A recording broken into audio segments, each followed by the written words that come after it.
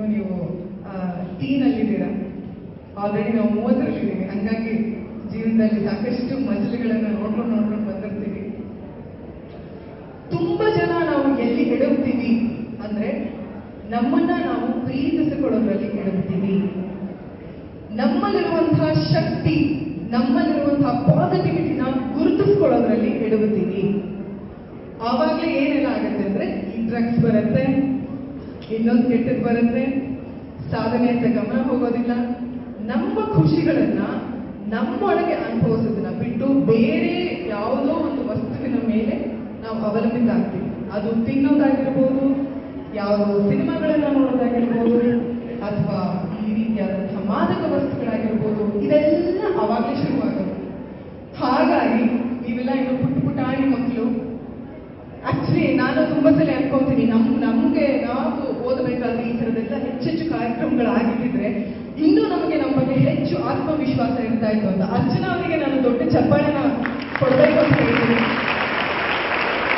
ನಾವು ಸುಮಾರು ಜನ ಅನ್ಕೊಂತೀನಿ, ನನ್ನ ಹತ್ರ ಅದಿಲ್ಲ, ಇದಿಲ್ಲ, ದುಡ್ಡಿಲ್ಲ, ಅಪ್ಪ ಇಲ್ಲ, ಅಮ್ಮ ಇಲ್ಲ, ಇನ್ನೊಂದಿಲ್ಲ, ಮತ್ತೊಂದಿಲ್ಲ, ಬರೀ ನಮ್ಮ ಜೀವನದಲ್ಲಿ ಏನೇನು ಇಲ್ವೋ ಅದ್ರ ಬಗ್ಗೆ ಅಷ್ಟೇ ಯೋಚನೆ ಮಾಡ್ತೀವಿ ಹೊರತು ಅರ್ಚನಾ ಅವರಿಗೆ ದೇವರು ಯಾವುದೋ ಒಂದು ಚಿಕ್ಕ ಕೊರತೆಯನ್ನ ಕೊಟ್ಟರು ಅದನ್ನ ಮೀರಿ ಅಷ್ಟು ಆತ್ಮವಿಶ್ವಾಸದಿಂದ ಅವರೇ ಒಂದು ಪದ್ಯವನ್ನ ರಚನೆ ಮಾಡಿ ಇಷ್ಟು ಜನದ ಮುಂದೆ ಆತ್ಮವಿಶ್ವಾಸದಿಂದ ಹಾಡಿದ್ದಾರೆ ಅಂದ್ರೆ that is a self control.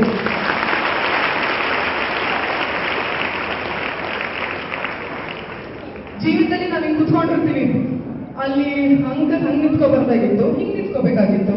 ಅವ್ರು ಮೇಡಮ್ ಹಿಂಗ್ ಕೈ ಕಟ್ಕೊಂಡಿದ್ದಾರೆ, ಅವ್ರು ಹಿಂಗ್ ನಿಂತ್ಕೋಬೇಕಾಗಿತ್ತು. ಇವ್ರು ಅದಕ್ಕೆ ಯಾಕೆ ಇವತ್ತು ಪ್ಯಾಂಟ್ ಶರ್ಟ್ ಹಾಕೊಂಡ್ ಬಂದಿದ್ದಾರೆ, ಸೀರೆ ಉಟ್ಕೊಂಡು ಬರ್ಬೇಕಾಗಿತ್ತು.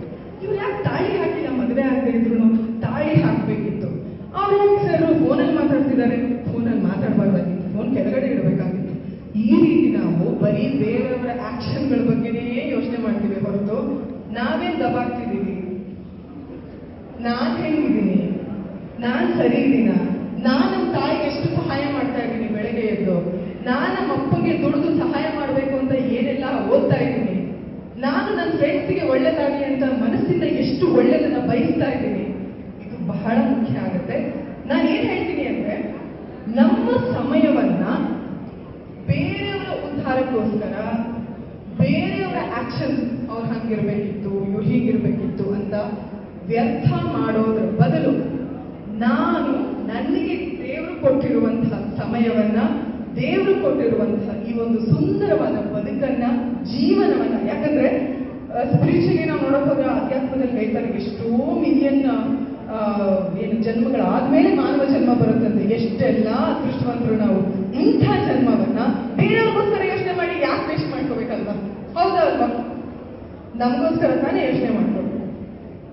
ಆಲ್ಸೋ ಮೊಬೈಲ್ ಎಷ್ಟು ಜನರ ಇದೆ, ಮೊಬೈಲ್ ಎಷ್ಟು ಜನದ ಹತ್ರ ಇದೆ ಅನ್ನೋದಕ್ಕಿಂತ ಎಷ್ಟು ಜನ ಯೂಸ್ ಮಾಡ್ತೀರಾ, ದಿನ ಎಷ್ಟು ಜನ ಬಳಸ್ತೀರಾ ನೋಡ್ತೀರಾ. ಸುಳ್ಳು ಹೇಳ್ಬಾರ್ದು, ಸುಳ್ಳು ಹೇಳ್ಬಾರ್ದು. ಮಕ್ಕಳು ದೇವ್ರ ಸಮಾನ ಅಂತಾರೆ, ಸುಳ್ಳು ಹೇಳ್ಬಾರ್ದು ಆಯ್ತಾ? ಆಲ್ಮೋಸ್ಟ್ ಅಲ್ಲಿ ಎಲ್ಲರೂ ಅಲ್ವಾ?